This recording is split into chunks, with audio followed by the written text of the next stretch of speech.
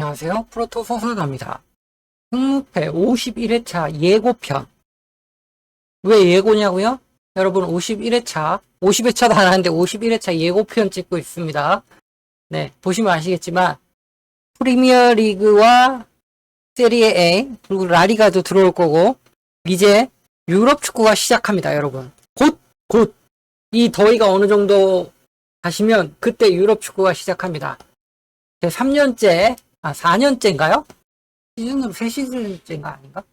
찾아봐야겠는데, 하여간 그쯤부터 시작했던 게 벌써 이만큼 왔네요. 무료 봉사하고 있습니다. 네, 욕도 많이 먹고, 네. 봉사하고 있는데, 앞으로는 후원을 좀 받아볼 생각이에요. 후원을 어떻게 받냐? 가입해 주시면 돼요. 가입 아직 얼마로 할지 정하지 않아가지고, 네, 저는 제가 사먹는 커피, 반잔의 가격을 정하고 싶은데 그 반잔이 안 나오더라고요. 딱 잘라서 그냥 옆 밑에 저렴이 커피 파는 거 그 한 잔 가격으로 정할 생각입니다. 네, 생각이고요. 그 전에 여러분 구독과 좋아요, 알람 설정 잊지 말아주세요. 제가 10,000명은 넘어야 할 수 있을 거라 생각했는데 어차피 뭐 10,000명은 의미 없을 것 같고 네, 이렇게 하도록 하겠습니다. 그리고 제가 이제 또 그 돈을 들여가지고 편집하는 거 있잖아요. 이거 강의를 또 끌어놨습니다. 네, 계속 이렇게 하면 안 될 것 같아가지고, 보이스는 인공지능 보이스로 바꾸고, 좀 더 선명하게, 예, 할 계획입니다. 지금 일본 감독부터 시작해가지고 지금 계획만 말하는 게 지금 몇 개째인지. 그렇습니다. 해가지고, 프리미어 리그 2024, 2025, 또 세리에 A 리그 2024, 2025, 라리가 2024, 2025를 잘 보고 싶으시면 제 채널, 네, 프로토 소설가 채널을 구독해 주시면 되겠습니다. 좋아요, 알람 설정 해두시면 더 좋고요. 알람 설정 해두시면 바로바로 제가 굳이 이 영상을 안 올려도 글로라도 최대한 많은 이야기를 전달해 드릴 건데 그거라도 보실 수 있어요. 그리고 이제 시작해 보도록 하겠습니다. 프리미어 리그입니다. 예, 루턴타운, 버널리, 셰필드 이 세 팀이 떨어졌고요. 올라온 팀 그대로 내려갔죠. 예. 근데 이 팀들이 다 내려가긴 했지만 이 팀들이 완전 실패했다고 보긴 힘듭니다. 번리 감독은 바이에른 뮌헨 감독으로 갔습니다, 여러분. 그들의 전술이 틀린 게 아니었다는 걸 증명해낸 거예요. 그러니까 콤파니가 어떤 감독인지 증명해낸 겁니다. 번리라는 팀을 이용해가지고. 과정을 보는 거죠. 과정이 진짜 중요한 겁니다. 그 과정을 보는 데에서 콤파니는 잘하고 있었다는 거를 바이에른 뮌헨 감독 가는 걸로 증명한 겁니다. 감독이 이렇게 중요합니다. 어떤 생각, 결과를 보고, 결과, 그러니까 결과도 못 얻은 국가대표팀이 생각나는데, 결과로 모든 걸 덮으려면 그러면 안 돼요. 과정이 중요합니다. 시스템을 만들었잖아요. 그 시스템 안 지켰잖아. 그럼 다 나와야지. 왜 계속 눌러앉아 있는지. 자기들 아는 사람 감독 안 치고. 그러면 안 되는 거예요. 그럼 망해요. 유럽 축구에도 그렇게 망한 팀들이 한두 팀이 아니에요. 예. 그렇다는 거고요. 해가지고 루턴타운, 버널리, 셰필드 유나이티드가 떨어졌고요. 이들은 떨어졌지만 제가 예전에도 이야기했던 강등지원금, 파래슈트, 페이먼트를 받게 됩니다. 그 패러슈트 페이먼트의 가격이 대략 한 900, 제 어림짐작 계산으로 거의 1,000억 가까이 되는데 우리나라 돈으로 그 돈을 첫 해 받게 되는 거예요. 그러고 난 다음에 사우스햄튼, 레스터 시티는 그 강등지원금 한 시즌 받고 올라와가지고 또 이제 승격 지원금 또 받죠. 돈은 어느 정도 생깁니다. 예. 그래도 레스터 시티는 지금 그 돈에 문제가 생겼다고 알고 있는데 하여간 그건 나중에 얘기하도록 하고요. 본 분석에 이야기하도록 하고 레스터 시티, 입스위치 타운, 사우스햄튼을 한번 대충 훑어보도록 하겠습니다. 이 프리미어 리그에 대한 이 소개는요, 이렇게 훑어보고요. 훑어보고 난 다음에 계속 나올 겁니다. 시리즈로 계속 나올 거예요. 왜냐면 여기 보시면 아시겠지만 프리미어 리그의 새로운 감독은 전부 소개할 겁니다. 예, 오늘 소개하는 감독 말고도 다 소개할 거예요. 이 아르네 슬롯이랑 휘르첼러 빼고는 전부 예전에 다 한 번씩 했던 사람들인데 자, 이런 사람들 소개할 거고요. 걱정 마시고 이제 차근차근 따라와 주시면 됩니다. 그리고 이제 강등에서 올라온 레스터시티. 레스터시티가 어떤 팀인지 잘 아시죠? 최근에 우승도 해본 팀입니다. 네. 최근 20시즌을 놓고 보면 토트넘보다 더 명문이에요. FA컵 우승했지, 리그 우승했지, 두 번의 우승 경험을 가지고 있어요. 너무 멋진가요? 레스터시티도 엄청 높은 위치에 있는 클럽입니다, 여러분. 예. 수익이 엄청나요. 네. 킹파워라는, 태국인가? 태국이었나? 킹파워가? 하여간 거기에 이제 구단주를 데리고 있고요. 자, 이런 팀입니다.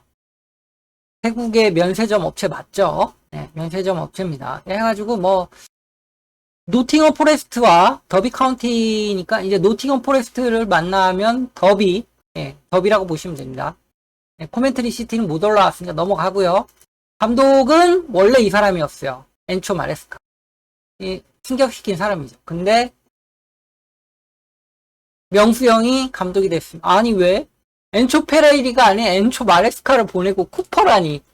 진짜 어이가 없죠. 예. 아휴, 할 말이 없습니다. 예. 레스터 시티는 쿠퍼에 대해서 소개하면요. 속도감이 있는 공격 전개와 수비로의 전환을 전술의 핵심으로 삼는 겁니다. 빠른 공수 전환 빼고는 없어요, 사실. 근데 빠른 공수 전환을 하면 어떻게 됩니까?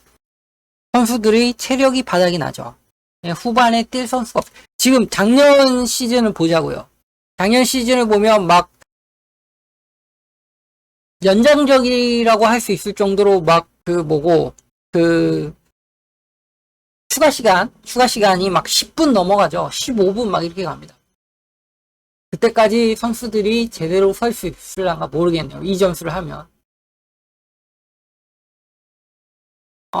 예전에는 3-4-1-2를 썼는데 좀 공격적이었죠. 예. 근데 이게 이제 프리미어 리그에서 통하지 않으니까 이제 전술을 바꿨어요. 예, 전술을 바꿨는데 요건 그냥 읽어보시고요. 제 옛날 자료를 그냥 푼 겁니다. 예, 읽어보시고 결과적으로 프리미어 승격 후 3-4-3, 4-4-2 등 다양한 포메이션과 전술 변화를 시도했지만 한계만 드러냈죠. 전술을 막 바꿀 수 있는 게 아닙니다. 감독들이. 예, 전술의 한계라는 게 분명히 존재합니다. 여러분. 그렇다는 거고요. 노팅엄 포레스트에서도 망했죠. 네. 그렇습니다. 그다지 뭐 둘러볼 필요 없고 이제 입스위치 타운을 보죠. 입스위치 타운은요. 창단일에 쭉 아마추어에서만 놀다가 풋볼리그에 참가한 건 1936년이요. 예전 영상에 이야기했던 그대로입니다. 예. 그러니까 뭐 이것도 대충 넘어가고 감독 이야기 바로 넘어가겠습니다. 감독은 키어런 맥키나예요. 예, 저는 이 맥키나 감독을 상당히 좋아합니다. 이유는요. 3부 리그에서는 3백을 기용하다 챔피언십부터 4-2-3-1 포메이션을 애용했습니다.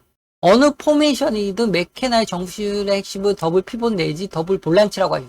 그러니까 수비 미드필더가 중요하다고요. 삼선을 중요시 여기는 감독입니다. 누가 생각납니까? 펩 가르디올라. 그렇게 딱 떠오르시면 여러분들은 이제 어느 정도 수준이 올라가신 거예요. 왜? 삼선의 역할이 진짜 중요하거든요. 펩 가르디올라죠. 펩 가르디올라는 삼선에 세계 최고의 선수를 써요. 누굴 씁니까? 로드리를 쓰죠. 이런 식으로 딱딱딱딱 이어지신다면 여러분들은 축구력이 더 올라가신 거고 더 많은 경기를 드실 수 있어요. 이 더블 볼란치를 씁니다. 이 사람은. 맨시티도 더블 볼란치 쓰죠. 4-2-3-1. 아닙니다. 4-1-4-1입니다. 로드리를 중심으로 해가지고 상대에 따라서 4-2-3-1이나 4-1-4-1을 쓰는데 로드리가 건강할 때는 4-1-4-1, 컨디션 좋을 때는 4-1-4-1로 그대로 쭉 갑니다. 네. 이 사람은 근데 4-2-3, 로드리가 없으니까. 자기 팀에 로드리가 없거든. 로드리 근처 가는 선수도 없거든. 그래가지고 4-2-3-1 포메이션을 애용하는 겁니다.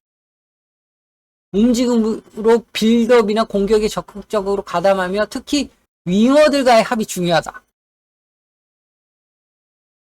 딱 떠오르시죠? 낮은 위치든 높은 위치든 수적 우위를 활용한 유기적인 빌드업. 딱 떠오르시죠? 가르디올라입니다. 연구를 진짜 많이 했어요. 펩 가르디올라 전술을 가장 많이 이해하고 있는 사람은 제가 보기엔 키어런 메케나입니다. 자기 자신만의 전술로 뭐라 그러지? 체화시키고 있는 거의 뭐 3명을 꼽아 부르면 그 중에 한 명이 키어런 메카는. 제 개인적인 판단으로는 진짜 높은 확률로, 높은 수준으로 지금 펩을 이해하고 있어요. 제대로 공부했어요. 구단의 부족한 재정 상태와 미숙한 운영에도 자유계약이나 유수 선수들로 선수지를 긁고 모아 본인의 색을 입히는데 상당히 능하다. 트레이너로 뛰어나다는 뜻이죠. 쉽게 말해서 올 시즌 입스위치 타운은 주목해야 되는 팀입니다. 콤파니도 이와 유사한데 맥케나는 일부 감독 경험이 없기에 일부 리그에서 한겨레를 경험한 콤파니의 전철을 따라갈지 지켜봐야 된다. 근데 솔직히 좀 콤파니랑은 달라요. 콤파니는 극단적으로 위로 올렸어요. 라인을. 극단적으로 위로 올렸습니다. 막 6명, 7명이 막 앞에 가서 전방 압박을 했거든요. 그러니까 그것이 2부에서는 잘 통했어요. 2부에서는 잘 통했는데 1부에서는 뒤를 털렸죠. 1부에 있는 선수들의 윙어와 스트라이커의 수준은 2부랑 차원이 다르니까 1부에서 골 좀 넣는 애들은 기본적으로 1000억 깔고 가죠. 예, 그런 리그에서는 힘듭니다. 예. 세트피스 전술 활용도 적극적으로 하며 코너킥으로만 한 시즌 9골을 넣은 적도 있습니다. 아주 그러니까 감독이 전술적으로 뛰어난 감독이라는 거를 알 수 있습니다. 맥케나의 전술의 단점이라면 상대가 템백 내지 수비적 전술을 들고 올 경우 공격이 매우 무뎌지는 경향이. 근데 솔직히 템백에서 공격을 날카롭게 할 수 있는 감독은 없습니다. 예. 근데 여기 제가 이렇게 표현한 이유는 뭐냐면 진짜 이렇기 때문에 그렇습니다. 여기에 대한 해법을 제시하기 왜? 근데 솔직히 선수도 수준이 낮으니까 2부의 수준으로는 힘들죠. 1부 리그에 홀란드 같은 애를 박아둬야지 저게 막아지는 거죠. 홀란드 박아두고도 골 못 넣어요, 맨시티. 그렇지 않습니까? 그런 경기 있었죠. 기억나는 경기 있으시죠? 그렇습니다. 예. 강한 압박을 거는 전술이 늘 그렇듯 상대 역습의 탈압박에 쉽게 무너지기도 하고 선수들의 체적 문제도 걸림돌이다 그랬습니다. 하지만 트레이닝 능력이 뛰어나서 이 부분은 상당히 개선했습니다. 여러분. 상당히 개선했어요. 자, 그러면 개인적으로 맥케나는 공부를 잘하는 스타일의 감독인 것 같습니다. 누구나 공부를 하지만 성적표를 보면 1등이 있고 꼴등이 있죠. 물론 운도 좋았죠. 맥케나는 2015년 토트넘 하스퍼의 유소년 팀에 합류하면서 본격적으로 이제 지도자 생활을 시작했는데요. U18 감독으로 부임한 맥케나는 토트넘을 FA컵, FA 유스컵 준결승까지 올리는 데 성과를 보여줬고요.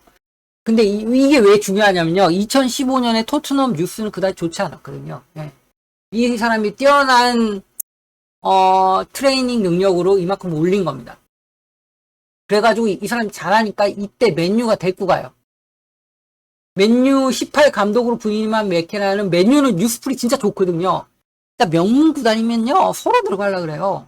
그래가지고 U18 북프리미어 리그에서 우승하는데 좋은 성과를 거두죠. 네. 전술이 정말 뛰어난 감독 중에 한 명이야. 트레이닝으로도 좋아요.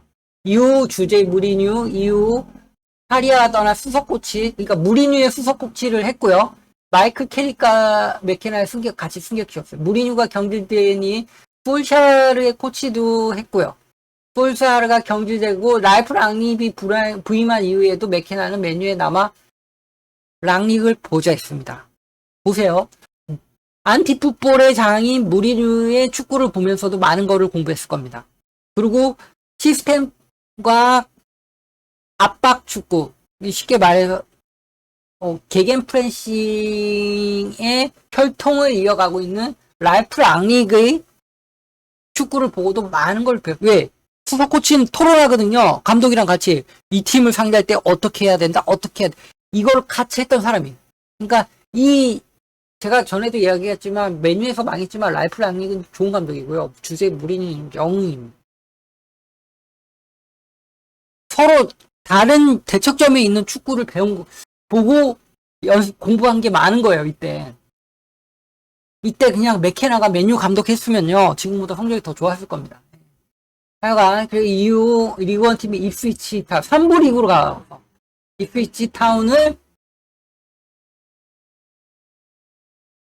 2위로 만들면서 승격을 시키고요. 그러고 난 다음에, 이번에 2시즌 만에 프리미어 리그에 입성한 거죠. 항상 정원수를 연구하던 맥케나는 당대 최고의 명장 무리를 만나서 그를 보조하며 무리의 축구를 공부했고요. 또 숄샤르 때는 이렇게 하면 망한다는 걸 배운 것 같고요. 그리고 랄프 랑닉은 현재 축구의 가장 시스템적인 체계에 정통한 지도자이자 운영자이죠. 랄프 랑닉을 보면서도 많은 걸 배웠을 겁니다. 무엇보다 프리미어 리그에 있는 이 시대의 아이콘 펩 과르디올라의 축구를 항상 공부하고 연구했던 사람입니다. 그 티가 나죠. 이러한 연구 성과는 입스위치 타운에 그대로 나타납니다. 여러분 보세요. 지금부터 보여드릴게요. 이게 파란색이 입스위치 타운이고요. 노란색이 레스터 시티예요.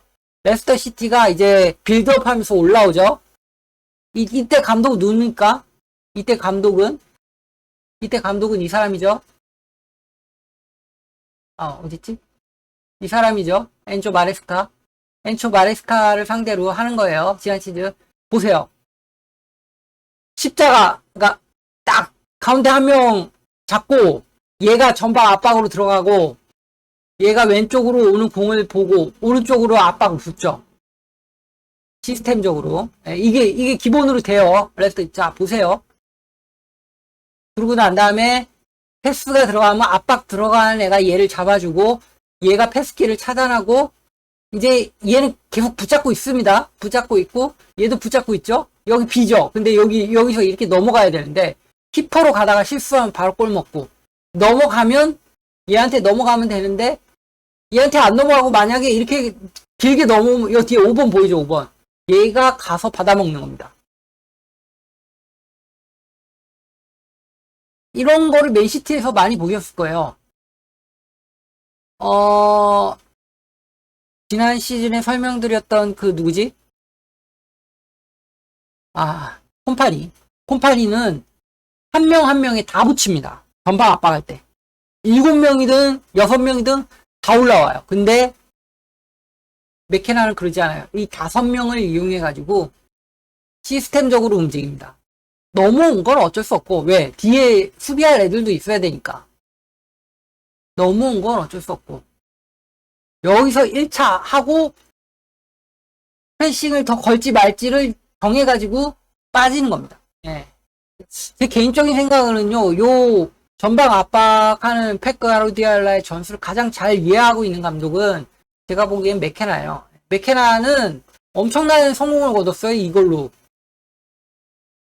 엄청난 성공을 거뒀습니다. 지난 시즌 챔피언십에서 그랬지만 과연 이거를 프리미어 리그에서도 할 수 있을지는 지켜봐야겠지만 저는 맥케나 정도의 트레이닝 능력과 전술이면 기대해봐도 될 것 같다는 생각이 듭니다. 콤파니도 첫 경기 정말 좋았어요. 네. 자, 이런 압박은 상대가 생각이 없으면 공스틸 당하기 마련이고요. 기본적으로 이렇게 압박하면 롱크로스 말고는 답이 없는데 롱크로스를 제대로 올릴 센터백이나 볼란치가 몇이나 될까? 로드리나 살라바 같은 선수는 개인이 비싼 게 아닙니다, 여러분. 콤파니는 시스템적으로 복사를 했지만 개인 기량을 너무 생각 안 하는 느낌인데 맥케나는 타협하는 것 같습니다. 과연 어디까지 통할지 궁금하네요. 자, 이 팀이 바로 입스위치 타운입니다, 여러분. 자, 이제 마지막으로 하나만 더 하고 넘어갈게요. 짧게. 자, 사우스햄튼입니다. 사우스햄튼이라는 팀은 뭐 떨어진 지 얼마 안 됐으니까 익숙하시겠죠? 사우스햄튼이 제일 우리가 기억해야 될 거는 뉴스가 풍부하다. 잉글랜드에서요, 웨스트햄이랑 사우스햄튼이 물론 맨유나 맨시티가 좋긴 좋죠. 리버풀이나. 근데 중하위권 팀에서는요, 사우스햄튼이랑 웨스트햄이 제일 뉴스가 짱입니다. 이 팀, 두 팀 제일 좋아요. 네. 감독은요, 러셀 마틴이고요. 러셀 마틴은 크게 뭐 할 그게 없습니다. 네. 자, 요거는 나중에 하기로 하고, 러셀 마틴에 대해서 제가 뭐 하려고 그러니까 이게 너무 이게 뭐 정리된 자료가 별로 없어가지고요. 뭘 해야 될지 모르겠더라고. 왜 그러냐면 러셀 마틴은 자기의 뚜렷한 그거를 보여준 게 별로 없습니다. 예, 물론 뭐 수완지에서 해줘.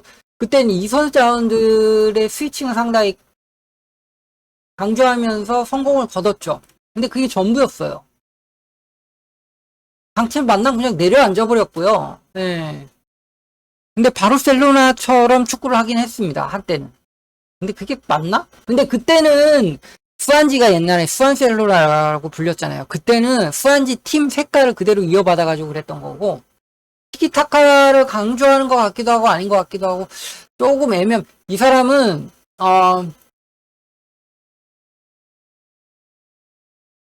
정보가 별로 없습니다. 인터뷰나 뭐 강의 영상 이런 게 전혀 없어가지고 좀 어렵네요. 네.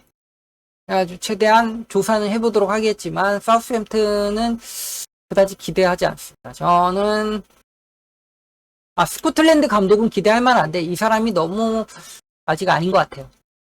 그렇습니다. 그렇고요. 오늘 맥케나로 떼었네요. 그러면 이제 앞으로 어떤 사람들이 나오냐? 비르첼러, 아르네슬로, 플랜 로페토기, 엔초 마레스카, 스티브 쿠퍼는 했죠. 이제 4명이 나오고 난 다음에 이제 원래대로 돌아가도록 하겠습니다. 비르첼러는 다음 시간에 뵙도록 하겠습니다, 여러분.